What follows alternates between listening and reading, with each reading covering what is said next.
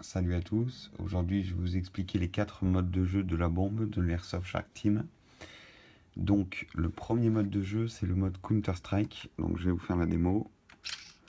Hop, on allume le simulateur.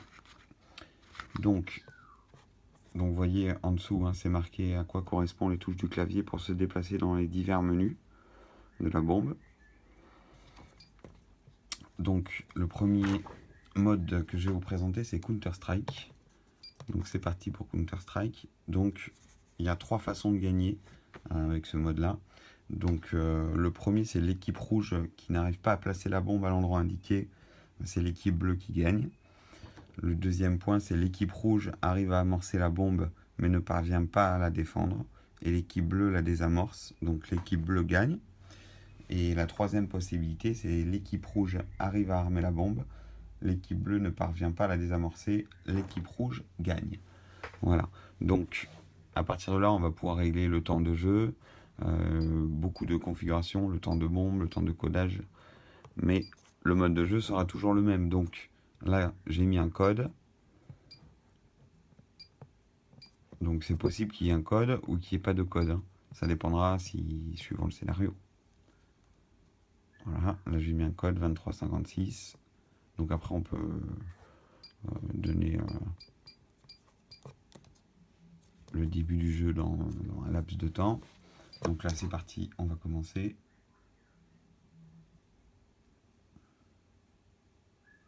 Voilà. Donc là le mode de jeu est réglé sur 2 heures.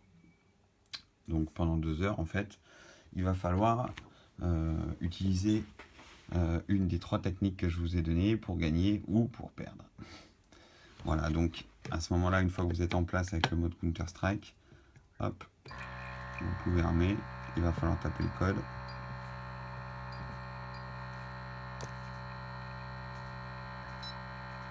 Voilà, donc là j'ai armé la bombe. Là j'ai programmé un temps d'explosion de 1 minute. Vous voyez le temps défile. L'équipe les antiterroristes on va dire peuvent arriver et hop désarmer la bombe. Et là c'est pareil, il faudra qu'ils tapent le code. Voilà. Donc là on a pu voir qu'il y avait un code qui était configuré, mais il peut aussi y avoir, suivant le scénario, un temps, donc sans code. Donc il va falloir rester appuyé pendant un temps donné. Donc ça peut être 30 secondes, comme ça peut être 1 heure. J'espère pas pour vous. Mais voilà, vous devez d'ailleurs rester appuyé pendant le temps que ça diffuse, et hop, pour pouvoir armer ou désarmer. Ça, c'était le premier mode de jeu. Le deuxième mode de jeu, c'est le mode assaut. Donc super simple. Donc un exemple, l'équipe bleue a pour objectif de protéger la bombe pendant l'heure de jeu. L'équipe rouge doit aller l'amorcer pendant l'heure et la laisser amorcer jusqu'à la détonation. Donc au bout d'1 heure, boum. Pendant l'heure de jeu, la bombe peut être amorcée ou désamorcée sans limite.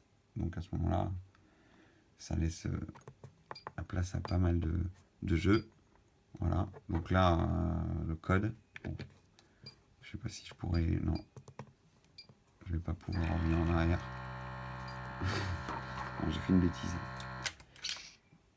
Donc voilà, je vais vous montrer sans le code ce que ça peut donner.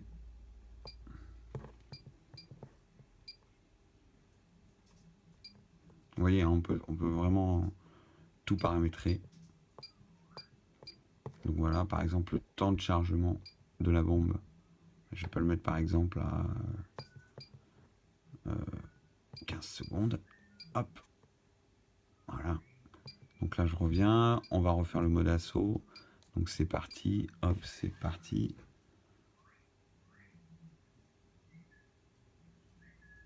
Voilà. Donc là, c'est le mode assaut. Donc j'arrive. Hop. Et je veux armer la bombe. Donc vous voyez, il va falloir que je reste appuyé pendant les 15 secondes que j'ai paramétré pour pouvoir armer la bombe. Donc je sais pas si on peut voir sur le côté, on peut pas voir. Ouais.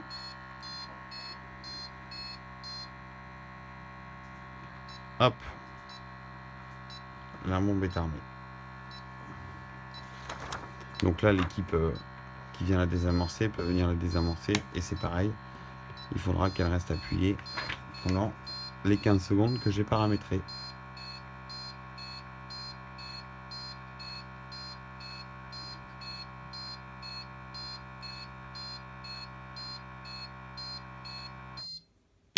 Yes! Donc voilà, là je l'ai désamorcé, mais voilà, le temps de jeu continue hein, pendant le mode assaut. Donc la bombe peut être armée ou désarmée autant de fois que vous le souhaitez. Bien évidemment, si elle explose, c'est fini. Voilà pour le second. Oups, je vais faire un peu bouger la caméra. Le second mode. Ensuite, le troisième mode. Donc c'est le mode domination ou zone, ça dépend comment vous l'appelez. Donc domination. Donc là, si vous voulez, vous allez mettre la bombe au centre du terrain, hein, disons. Et en fait, donc je vais lancer la partie. Donc c'est comme une capture de zone, hein, clairement. Hop. Voilà. Donc là, c'est toujours pareil. Hein, j'avais paramétré 2 heures. Donc là, on a nos 2 heures de jeu. Donc ici, on a l'équipe alpha, l'équipe bravo, les rouges, les bleus, comme vous le souhaitez. Donc vous mettez ça au milieu du terrain. Une équipe arrive et hop, elle capture la base. Donc c'est toujours pareil, hein, j'ai mis 15 secondes, donc pendant 15 secondes, il va falloir rester appuyé. Si on se prend une bille pendant ces 15 secondes, hop, il n'y a eu aucune capture. J'aurais pu mettre un peu moins de 15 secondes, hein, ça aurait été plus sympa pour la vidéo, mais c'est pas grave.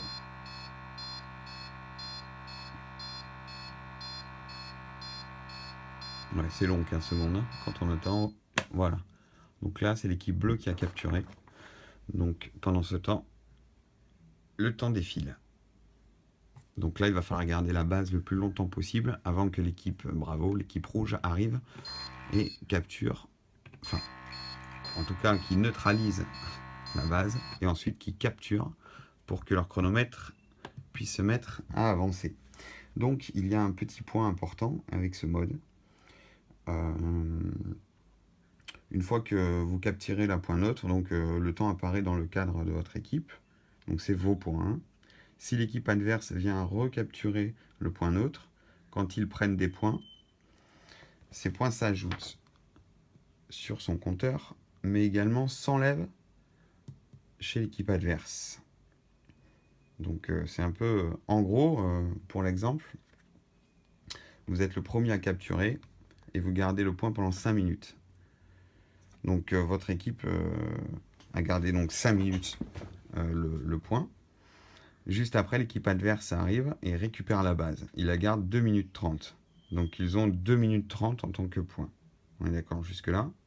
Mais en plus de ça, ils vous les volent. Donc en gros, 5 minutes, puisque tout à l'heure on l'a tenu pendant 5 minutes, moins les 2 minutes 30 où eux ont réussi à tenir le point, donc c'est égal à 2 minutes 30. Vous voyez? Donc ils vous ont clairement volé la moitié de vos points. Donc si vous reprenez 10 minutes, vous leur volez leurs 2 minutes 30. Et le reste des 10 minutes s'ajoute à votre temps. Donc 7 minutes 30. Voilà, j'espère que vous avez bien compris. Donc là, l'équipe rouge arrive, neutralisation de la zone.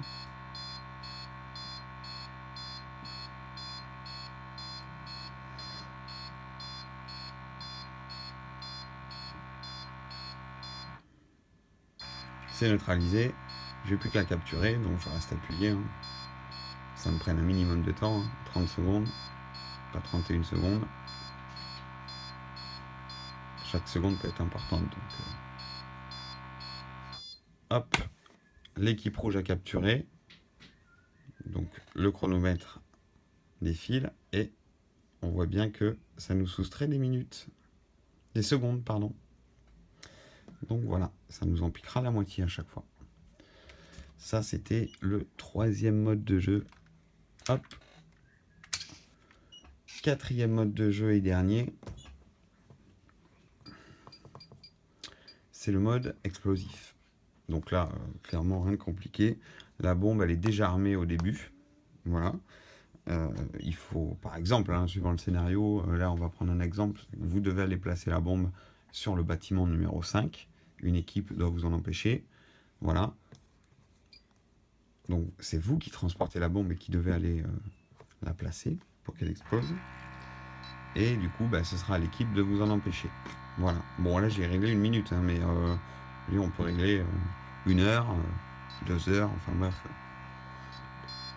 Hop, là on va désactiver. Attendez, on va repartir carrément au menu.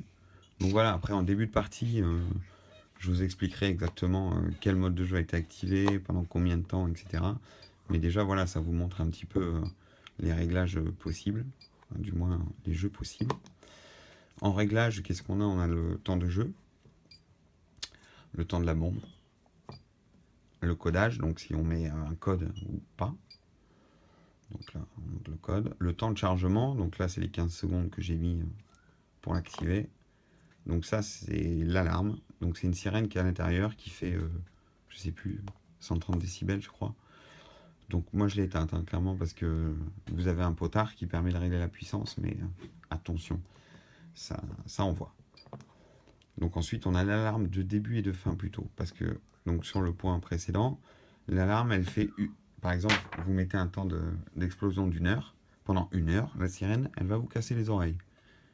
Donc si vous voulez pas ça, vous activez juste l'alarme de début et de fin. Donc au tout départ, au moment où vous allez activer la bombe, ça va sonner 3 fois. Et au moment où elle explose, ça va sonner 3 fois.